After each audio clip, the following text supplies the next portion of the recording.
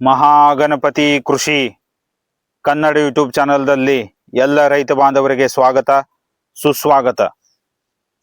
ಈರುಳ್ಳಿ ಕೃಷಿಯಲ್ಲಿ ತುಂಬಾನೇ ಇಂಪಾರ್ಟೆಂಟ್ ಆಗಿರುವ ರಸಗೊಬ್ಬರ ಯಾವುದು?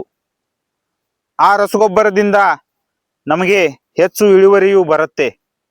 ಈರುಳ್ಳಿ ಕೃಷಿಯಲ್ಲಿ ತುಂಬಾನೇ ಇಂಪಾರ್ಟೆಂಟ್ ಆಗಿರುವ ನ್ಯೂಟ್ರಿಯೆಂಟೇ ಸಲ್ಫರ್. ಈರುಳ್ಳಿ ಕೃಷಿಯಲ್ಲಿ ಸಲ್ಫರ್ ಅವಶ್ಯಕತೆ ತುಂಬಾನೇ ಹೆಚ್ಚಾಗಿರುತ್ತೆ.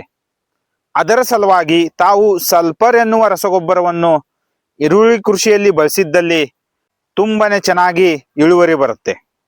ಈಗ ಸಲ್ಫರ್ ಅನ್ನ ಯಾವ ಯಾವ ಹಂತದಲ್ಲಿ ನಾವು ಈರುಳ್ಳಿ ಕೃಷಿಯಲ್ಲಿ ಬಳಸಬೇಕು?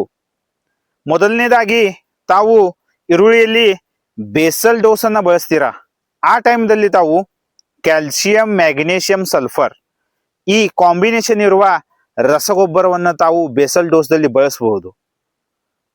ಇದರಿಂದ ತಾವು ಸಲ್ಫರ್ ಎನ್ನುವ ಘಟಕವನ್ನು, ಸಲ್ಫರ್ ಎನ್ನುವ ಪೋಷಕಾಂಶವನ್ನು ಈರುಳ್ಳಿ ಕೃಷಿಯಲ್ಲಿ ಬಳಸಿದ ಹಾಗೆ ಆಗತ್ತೆ. ಬೇಸಲ್ ಡೋಸ್ ಯಾವ ತರ ಇರಬೇಕು ಈರುಳ್ಳಿ ಕೃಷಿಯಲ್ಲಿ, ಇದರ ಕಂಪ್ಲೀಟ್ ಡೀಟೇಲ್ ನಿಮಗೆ ಈ ವಿಡಿಯೋದಲ್ಲಿ ಸಿಗತ್ತೆ. ಈರುಳ್ಳಿ ಕೃಷಿಯಲ್ಲಿ ತಾವು 1 ತಿಂಗಳಾದ್ಮೇಲೆ 20-20-0-13 ಈ ರಸಗೊಬ್ಬರವನ್ನ ಬಳಸಬೇಕು. ಅದರ ಜೊತೆಗೆ 2 kg 90% ಇರುವ ಸಲ್ಫರ್ ಎನ್ನುವ ಫರ್ಟಿಲೈಸರ್ ರಸಗೊಬ್ಬರವನ್ನು ಅದರ ಜೊತೆಗೆ ತಾವು ಬಳಸಬೇಕು. ಇದು 1 ಎಕರೆಗೆ ತಾವು 20-20-0-13 1 ಚೀಲ, ಸಲ್ಫರ್ 90% 90% 2 kg ಇದನ್ನ ತಾವು 1 ತಿಂಗಳ ಆದ್ಮೇಲೆ ಬಳಸಬೇಕು.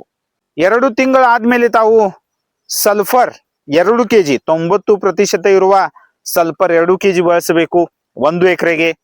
ಆಮೇಲೆ ಅದರ ಜೊತೆಗೆ ತಾವು ಬೋರಾನ್ ಈ ಘಟಕವನ್ನ ಬಳಸಬೇಕು, ಈ ನ್ಯೂಟ್ರಿಯೆಂಟ್ ಅನ್ನ ಬಳಸಬೇಕು 1 kg. ಹಾಗೂ ಅದರ ಜೊತೆಗೆ 10 kg ಮೈಕ್ರೋ ನ್ಯೂಟ್ರಿಯೆಂಟ್ ಅನ್ನ ಬಳಸಬೇಕು.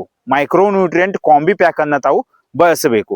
ಈ ತರಹ ತಾವು ಈ ಕಾಂಬಿನೇಷನ್ 2 ತಿಂಗಳ ಆದ್ಮೇಲೆ ತಾವು ಈರುಳ್ಳಿ ಕೃಷಿಗೆ ಕೊಡಬೇಕು. ಇದರಿಂದ ಈರುಳ್ಳಿಯಲ್ಲಿ ತುಂಬಾನೇ ಚೆನ್ನಾಗಿ ಇಳುವರಿ ಬರುತ್ತೆ.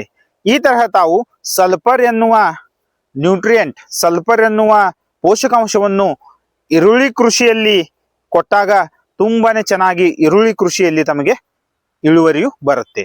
ಅದರ ಸಲುವಾಗಿ ಅಧಿಕ ಇಳುವರಿ ಸಲುವಾಗಿ ಈರುಳ್ಳಿ ಕೃಷಿಯಲ್ಲಿ ಸಲ್ಫರ್ ಎನ್ನುವ ಘಟಕವನ್ನ ಬಳಸಬೇಕು. ಈಗ ಭೇಟಿಯಾಗೋಣ ನೆಕ್ಸ್ಟ್ ವಿಡಿಯೋದಲ್ಲಿ. ಥ್ಯಾಂಕ್ ಯು, ಧನ್ಯವಾದಗಳು.